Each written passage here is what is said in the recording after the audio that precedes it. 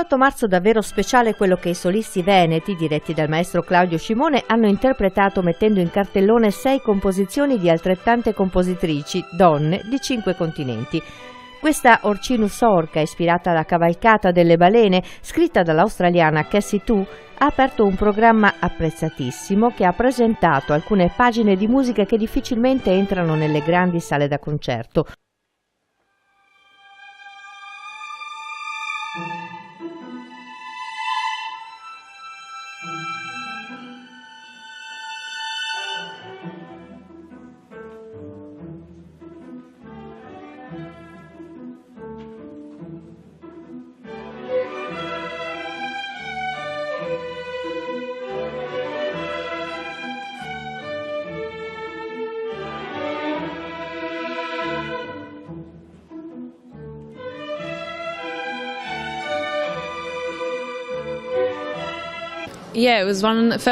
È una delle mie prime composizioni che ho scritto quando studiavo ed è così bello sentirla di nuovo dopo così tanto tempo. E i solisti veneti la suonano veramente molto bene, mi hanno fatto felice di questa interpretazione e poi sono contenta di essere qui, davvero. And I'm happy to be here as well, yeah. Qual è la tua ispirazione? Questa musica è ispirata alla caccia alle balene, parla di come la natura può essere così gentile oppure così pericolosa. È tutto sull'uccisione delle balene, tutta la mia musica è ispirata dalla mia natura. Io cerco di parlare di natura in ogni mio pezzo. So I try to make every piece about nature. And how you can describe your... E come descriveresti il tuo modo di fare musica? Write music. I always start with a melody. Io parto sempre con la melodia e cerco di lavorare sull'emozione, quindi la melodia prima, poi la descrizione, in questo caso il tema della caccia alle balene, sentire il loro suono e cercare di ricrearlo nei miei pezzi. Comunque per me è sempre importante la melodia, è questo che vorrei avere nella mia musica. I always try to have that in my music. Since now the woman Fino ad oggi le donne erano un po' sole nel mondo della musica moderna, ora qualcosa sta cambiando? and now something is changed. Yeah, I think there's a lot more conversation about. Sì, io penso che si parli di più delle donne che scrivono musica, penso che abbiano più attenzione di prima e questo mi rende felice di essere parte di questo movimento e anche di rappresentare le donne australiane. È davvero grande, sono così contenta che cominci ad accadere e che stia succedendo in tutto il mondo. Questa per me è la parte migliore. You know, it's starting to happen and it's happening all over the world, so that's the best part. Cosa vorresti fare nel tuo futuro? I want to keep writing music. Voglio continuare a scrivere musica, a rallegrare, a divertire le persone con la musica. Voglio scrivere per il numero di persone più alto possibile e certo scrivere musica che alle persone piaccia ascoltare e che le emozioni. Questo per me è il massimo. Just keep writing music that people like to listen to and that they feel something when they hear it. That's my goal. Yeah.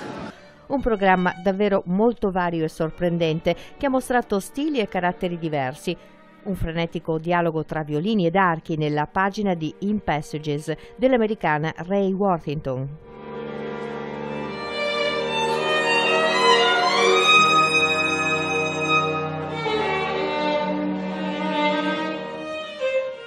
Ha raccolto un lungo applauso del pubblico anche la prima esecuzione assoluta scritta dalla nostra Silvia Bianchera, bresciana, una composizione ispirata e commovente dedicata ad Anna Frank.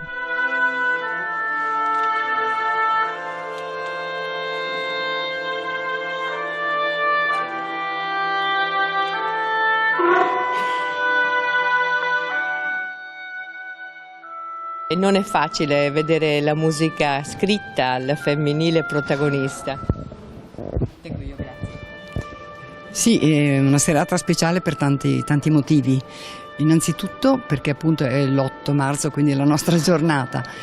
Poi perché siamo in un posto speciale, quindi l'Auditorium Pollini del Conservatorio, con interpreti, l'orchestra dei solisti veneti diretti dal mitico, ormai si può dire senza esagerare, maestro Claudio Scimone, quindi è un onore per le donne che vengono eseguite questa sera. Com'è stato il vostro incontro? Beh, è stato dolcissimo anche perché senza che lui lo sapesse, dopo la prova del mio brano, lui ripeto non lo sapeva, gli ho detto che ero la moglie di Bruno Bettinelli, che era che è mancato qualche anno fa, che è stato uno dei compositori che lui ha stimato e ammirato ed eseguito di più. Lei è una compositrice donna in un mondo maschile, com'è questa? È un po' impari la gara? Beh, impari per certe società senz'altro, però devo dire che se hai un po' di talento, se hai un po' di voglia di metterti in gioco, lo spazio lo trovi. Certo, non è lo spazio del Teatro alla Scala, non è lo spazio dell'Arena di Verona, non è lo spazio delle grandi importanti società di concerto, però devo dire che io e anche tante altre mie amiche, mie compagne di conservatorio, siamo riusciti a trovare qualche spazietto e siamo contente. Ci parli della composizione che viene eseguita questa sera? Questa composizione mi ha fatto un po' soffrire mentre la scrivevo, perché la volevo dedicare ad Anna Frank, che è qui, che è una donna particolare, una ragazza alla quale tutti vogliamo molto bene, e oggi l'8 marzo le vogliamo forse ancora più bene di prima. Per cui volevo che ci fosse una grande intensità espressiva, tanta emozione, un certo, chiamiamolo, raccoglimento, un moto che veniva dall'anima, ecco, e credo di esserci riuscita. E poi l'orchestra dei solisti veneti e il maestro Scimone hanno subito capito qual era la mia intenzione e l'hanno trasformata in musica. A cosa si ispira e quali sono i canoni del suo metodo compositivo? Ma dipende molto dalla richiesta e da chi me lo chiede, per cui dato questo titolo particolare che volevo dare, ho usato un certo tipo di linguaggio. Ma pochi giorni fa ho finito un quintetto che sarà eseguito dai migliori allievi del Conservatorio di Bari, e quindi lì mi sono un po' scatenata in una modernità diversa, perché i ragazzi d'oggi è giusto che si cimentino anche con altro tipo di difficoltà. Così mi è stato chiesto, l'ho appena iniziato, un lavoro per flauto e pianoforte, e qua mi avevano chiesto un titolo che nominasse anche un fiore, e allora mi sono ispirata, e quindi di conseguenza la musica che scriverò, al momento in cui Paolo e Francesca, nell'opera di Zandonai e quindi nella tragedia di D'Annunzio, si parlano e Paolo le dice: inghirlandata di violette m'appariste ieri. E quindi il brano è tutto su questi due personaggi, quindi il momento della tragedia, il momento del grande esplosione d'amore e della nuova tragedia che sorge e che concluderà il brano. Oggi siete compositrici da tutto il mondo, vi siete un po' incontrate, vi siete confrontate anche sul modo di fare musica al femminile. Sì, abbiamo trovato 6 brani, 5 perché sono 5 i continenti, 6 autrici molto molto diverse, ed è una cosa molto bella anche questa, perché ciascuno di noi ha alle spalle una preparazione, uno studio, un mondo, una società diversa, però tutte piene di entusiasmo, tutte con lavori scritti molto bene, con molto impegno, con molta intelligenza e con molto talento, tutte quante. C'è uno stile femminile di scrivere o no, secondo lei? Assolutamente no, non penso proprio. Come nella musica è musica. Come nella poesia o nella letteratura, assolutamente. Questo mi fa ricordare una certa frase che ho letto parlando di alcune trovatrici, donne trovatore, di cui esistono molte liriche che sono state stampate, quindi donne del 1200-1300, e che parlando di una lirica che era stata trovata e l'autrice non era certissima, un critico disse: è talmente bella che non può averla scritta una donna. Ecco, così. Ci sarebbe un po' strano dire una cosa del genere. Sì, beh, l'ha detta, poverino. Mi spiace per lui che ha detto questa frase. La sua ricerca in particolare a cosa mira? La sua ricerca musicale? Beh, insomma, innanzitutto c'è un mondo nel quale viviamo e che è importante, quindi la società, gli amici, le conoscenze, le letture, e ascoltare tanta musica di tutti i generi, anche la musica pop, la musica rock, possono dare un sacco di suggerimenti, tutta la musica. E poi, vabbè, poi ti metti nel tuo studio e la ricerca la fai dentro di te, con la matita in mano e la gomma, tanta gomma.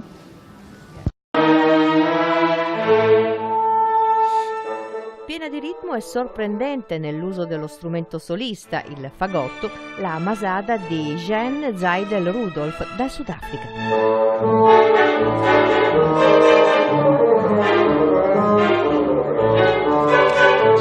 Un altro cambio di continente ha portato il pubblico tra le montagne asiatiche con la composizione The Mountain Spirit di Fu Hongxi, anche in questo caso per orchestra e mandolino, leggera come il vento di un'alba sui monti sacri della Cina.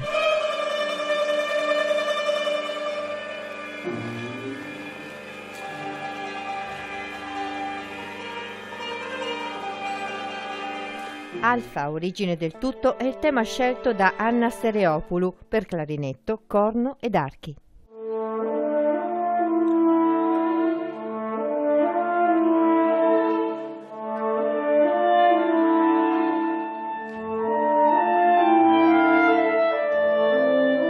La regia di questo incantevole programma è ovviamente del maestro Claudio Scimone, che da anni ha deciso di eseguire con i suoi solisti composizioni scritte da donne contemporanee, ma non solo. Un modo speciale per festeggiare le donne, questo 8 marzo con delle compositrici. La musica femminile rimane un po' in ombra nella grande musica. Stranamente, perché mentre le donne sono note molto come strumentiste, adesso sono emerse anche le direttrici d'orchestra, le compositrici ancora non sono abbastanza note, nonostante molte siano eminenti e occupino posti di primo piano nella musica e nelle università dei rispettivi paesi. Ora Padova da 8 anni si prefigge di essere la capitale italiana delle donne compositrici, perché la Fondazione Atkins Kitty Donne in Musica di Roma, aderente all'UNESCO e anche sotto leggi dell'ONU, bandisce questa chiamata per musica, una specie di concorso per cui vengono partiture di donne di tutto il mondo, di compositrici anche importanti, e noi eseguiamo il risultato di una selezione. Quest'anno abbiamo addirittura ambasciatrici e compositrici di 5 continenti. Ci vuole raccontare un po' di questa musica che avete scelto? Ma questo abbiamo qua, poi dopo sono venute anche le compositrici a presentare lavori dall'Australia, dalla Cina, dagli Stati Uniti. Purtroppo ha avuto la polmonite la compositrice di cui presenteremo un'opera, poi c'è una greca, italiana e sarebbe una sudafricana, la quale ha il matrimonio della figlia. Comunque sono opere molto diverse e che hanno una personalità diversissima, oltretutto presentano solisti diversi, abbiamo solisti di violino, oboe, tromba, corno, clarinetto, fagotto, e quindi si tratta anche di un programma di una grande varietà. Io credo che piacerà moltissimo. Noi l'abbiamo studiato con grande passione e le compositrici ci hanno guidato in questo itinerario. Ecco, cosa aggiungono di più queste donne alla musica? È molto interessante vedere, sarebbe molto interessante per degli psicologi studiare come si manifesta la femminilità nella composizione. In genere direi che le donne cercano normalmente un linguaggio più colorito e più personalizzato, tante volte, dei compositori uomini, che molte volte si lasciano invece dedicare molto alla ricerca, alla tecnica. Invece le donne cercano di trovare colori, di farsi notare, insomma, un po'. Infatti sono opere che hanno delle caratteristiche molto chiare, non dico che sia la caratteristica femminile, però hanno delle caratteristiche sono molto individualmente diverse come strumentazione. Io penso che sono sempre state serate di grande interesse e hanno sempre molto interessato il nostro pubblico. Senta, il contemporaneo, dopo una grandissima ricerca sulla musica storica del Veneto, è una frontiera che è interessante sì, e che bisogna aprire di più. D'altra parte ci sono anche delle donne storiche nel Veneto, le allieve degli ospedali veneziani, Maddalena Lombardini e Regina Stella Sacchi, violiniste entrambe e compositrici, fra le violiniste preferite di Mozart. Mozart addirittura ha dedicato alla Stella Sacchi una sonata, però hanno scritto dei bellissimi concerti per violino. Senta, da parte sua un bel augurio allora a tutte le donne questa sera. Grazie infinite, altro che le donne, d'altra parte senza le donne non esisterebbero neanche gli uomini, quindi bisogna fare loro sempre i complimenti.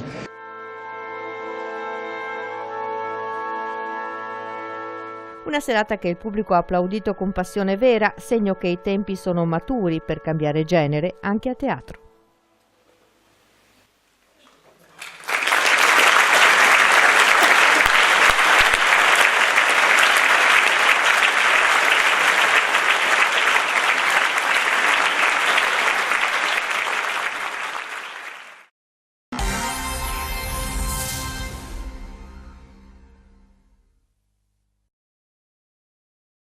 Fabrizio Tamburini, si può dire il sogno di una vita che si avvera? È l'inizio, spero, del sogno di una vita che si avvera, perché essere invitati alla Lecture Ångström all'Accademia Reale delle Scienze Svedesi e all'Università di Uppsala vuol dire essere riconosciuti come lo scienziato, come dicono loro, eminente nel campo in cui lavori.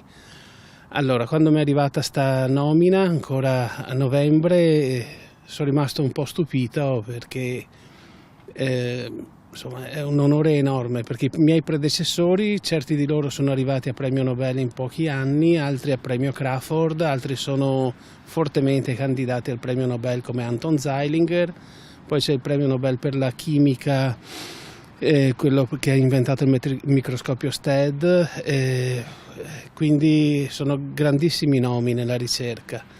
Lei è il 19esimo, è anche il primo italiano. Forse il primo o il secondo, perché non mi ricordo se l'altro italiano, direttore al Max Planck, sia, come si dice, sia italiano, di formazione italiana. Penso di sì, probabilmente per il cognome. Credo di essere l'unico precario al momento, diciamo. Facciamo un passo indietro, dai Fusilli di Luce sono passati circa 6 anni.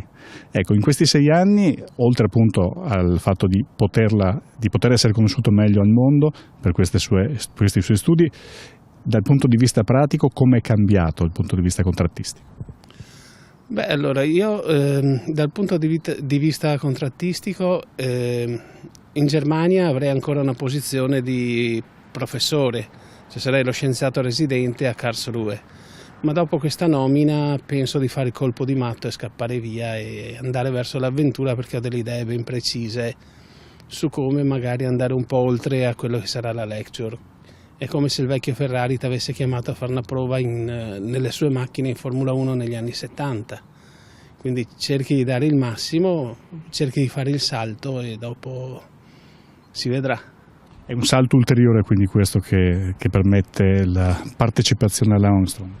Allora, l'Ångström è un riconoscimento. Difatti chi presiede questo comitato è il professor Carlson, che è stato per 14 anni presidente per il premio Nobel per la fisica. Ci sono altre persone del comitato del premio, dei 2 premi, Crawford e Nobel. E quello che mi imbarazza un po', insomma, è che mi trovo grandissimi nomi davanti, mi emoziona, mi terrorizza un po', ecco, diciamo.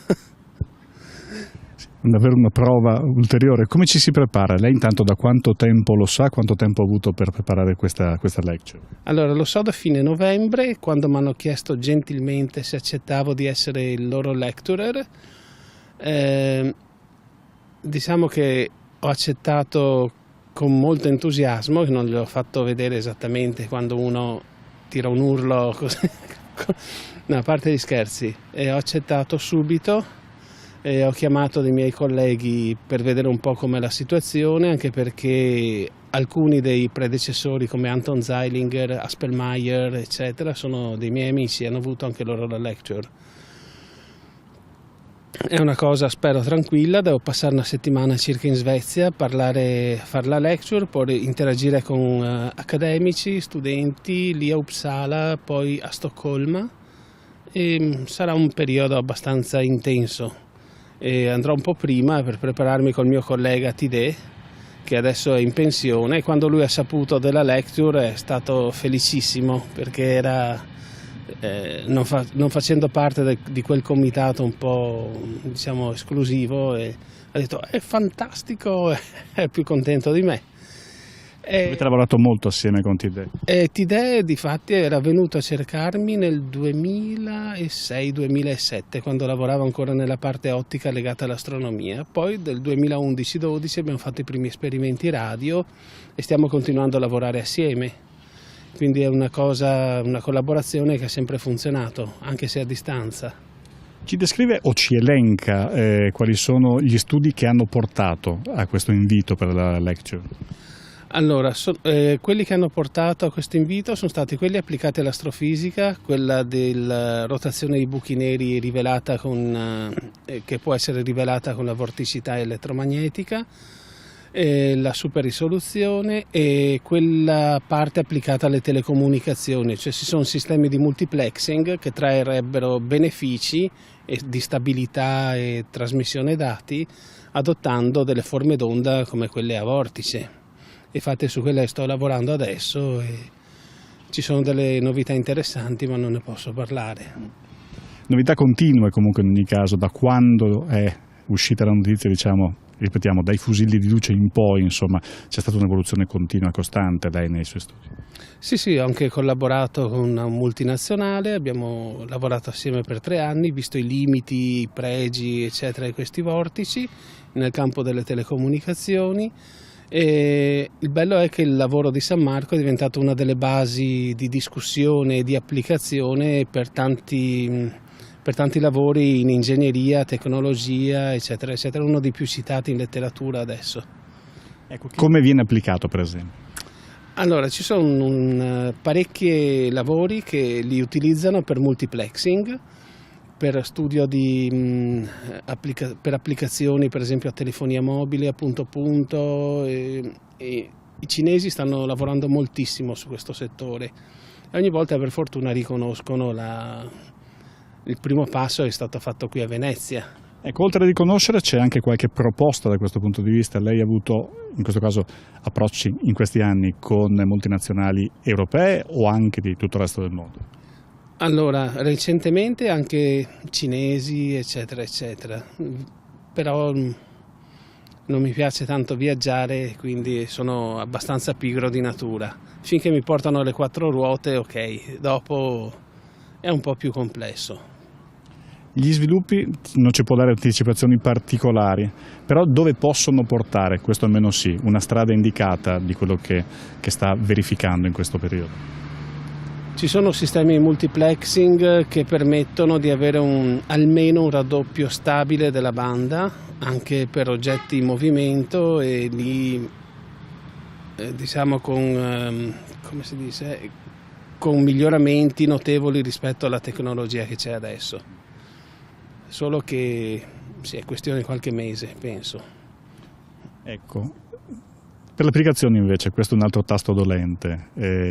Quanto tempo poi ci potrà volere perché effettivamente possa essere applicato e commercializzato? Se tutto questo è corretto, quello che ho appena detto, credo sia 1 anno. In tempi molto rapidi, insomma. 1 anno, 2 al massimo, sì. La si può definire una rivoluzione sostanzialmente? Probabilmente sì. Cioè dipende dalle leggi del mercato dopo. Però c'è una parte del mercato che richiede delle cose ben specifiche e ho un'idea per risolverle. Quindi non è niente di ultra straordinario, ma è il primo passo verso qualcosa di nuovo. Pensiamo alla Svezia, pensiamo a maggio dunque a questo incontro. Oltre a questa lecture da preparare, cos'altro c'è da preparare? Intanto psicologicamente questo approccio, questo incontro. Sì, infatti la cosa secondo me sarà l'impatto, vincere un po' l'emozione e restare un po' coi piedi per terra, perché un conto è fare la lecture, poi sognare di andare un po' più avanti, quello è lecito, però bisogna vedere nei sogni un briciolo di realtà, come diceva Senna. In una lecture come questa c'è molto di quello che ha già fatto o c'è anche una piccola parte di quello che sta pensando, cioè si guarda anche oltre? Quello che farò, legato alle applicazioni tecnologiche non lo dirò, cioè non ho intenzione di andare oltre. Dovrò fare un excursus di tutta la letteratura che c'è stata, dei miei colleghi, dei lavori precedenti, poi presentare un po' la mia ricerca che mi ha portato qui. Cioè, mi hanno dato direttive ben precise su come fare la lecture, quindi non è che si scampi molto. Diceva che molti suoi predecessori poi hanno avuto un cammino ulteriormente radioso, quindi passaggio per il Nobel. Solo pronunciarlo non è una parola che scotta. Ma è un sogno. Io non è che mi faccia tante illusioni perché insomma era più facile arrivare in Formula 1 secondo me, però sognare è lecito, i miei predecessori sono grandi nomi e quindi non so, sono onorato, però sono anche spaventato allo stesso tempo. La Formula 1 ricorre abitualmente, lei è un grande appassionato e non solo, anche praticante in passato. Corsa perlomeno. Sì, le corse in macchina restano ancora il mio lato oscuro, diciamo. E mi sono un po' calmato l'altro anno, ma quando vedo una macchina da corsa e ci monto dentro è qualcosa che nasce dentro, e dicono che addirittura mi cambi lo sguardo mentre mi siedo e poi si va. Così, è una passione che è rimasta. Forse potevo scegliere quella via lì tanti anni fa. Ecco, in questi anni dove appunto si parla più di lei assolutamente, cosa si è concesso, cosa si è potuto concedere e voluto anche? A parte le auto, non molto altro.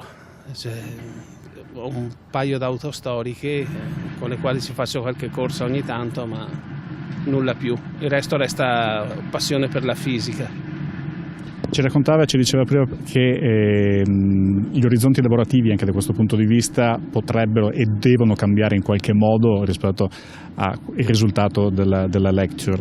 Ecco, ma l'Italia all'interno di tutto questo avrà spazio, ci sarà modo, vede prospettive? In Italia non ne ho idea, ci sono persone abbastanza influenti che vorrebbero che ritornassi.